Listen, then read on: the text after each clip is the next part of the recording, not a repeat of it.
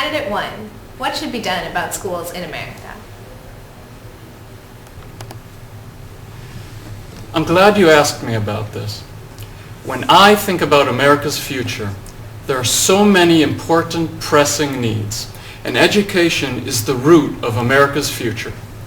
When every child in America receives a good education, our country will advance even further to lead the world technologically and productively. The first two factors that need to be addressed are getting the kids to stay in school through motivation and positive role models, and ensuring that the time spent in school is not wasted and the curricula in schools are advanced. Too many children are not being motivated to achieve. Instead, they are motivated only to do the minimum. We need to motivate our kids. Teachers should act as mentors and friends, giving students a sense of self-worth and accomplishment. Parents need to encourage their kids to do the best they can and instill values and hard work and achievement in them. Parents and teachers can act as positive role models, but so can other adults that children have access to, people like actors and even politicians.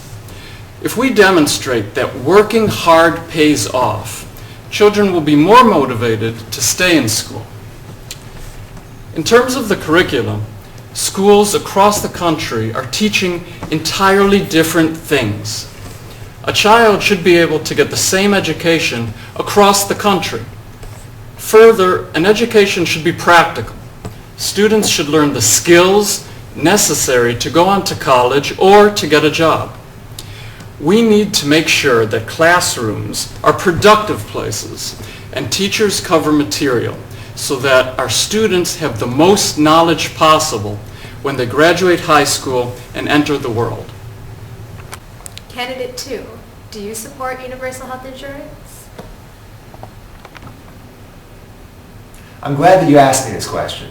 There are so many challenges facing America today. Many of our problems have arisen because too many Americans cannot afford the care that they need.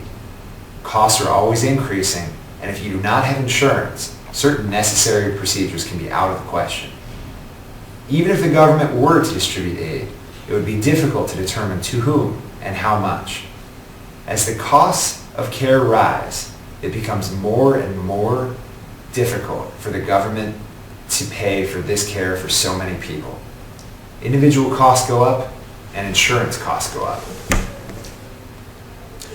While most employers provide insurance, increased costs will have negative effects on this provision as well, which will undoubtedly lower the number of insured Americans.